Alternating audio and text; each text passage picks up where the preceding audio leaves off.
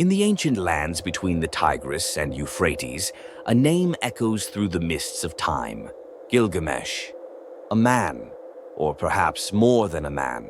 King, warrior, demigod. His legend has endured for over 4,000 years. But what secrets lie hidden within his story? And could his quest for immortality reveal truths we've yet to uncover? The Epic of Gilgamesh, the oldest recorded story in human history, etched into clay tablets, buried in the sands of time. But the deeper you delve into his tale, the more it slips between fact and fiction. Was Gilgamesh a living, breathing king, or a symbol crafted by the ancients to represent something far more profound?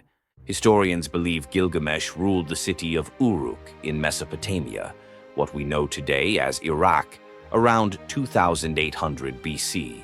A towering figure, both feared and revered, he was said to be 2/3 god and 1/3 human. But what does that even mean? Was he a man imbued with divine power? Or was he a mere mortal whose deeds became too grand to contain within human memory?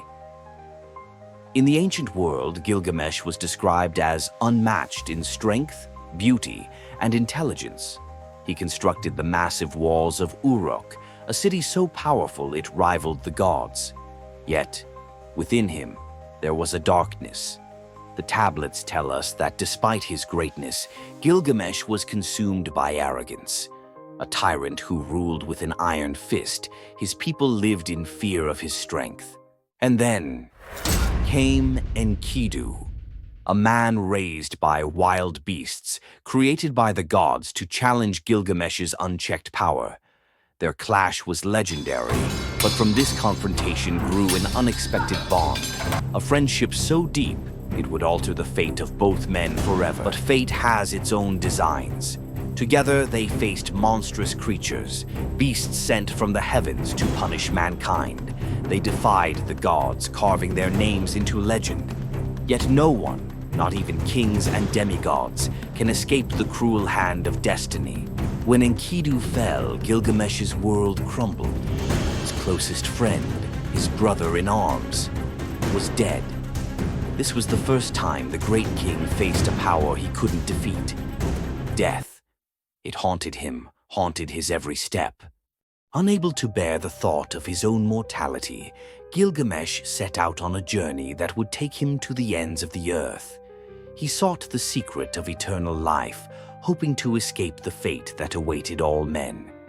His journey would lead him into the depths of forgotten realms, to the home of Utnapishtim, the man said to have survived the Great Flood, the one who possessed the gift of immortality. Across deadly waters into shadowed forests, Gilgamesh ventured, facing gods, beasts, and the very elements themselves. His desperation grew with every step. Could it be possible? Could a mere man achieve what only the gods possessed, the key to immortality?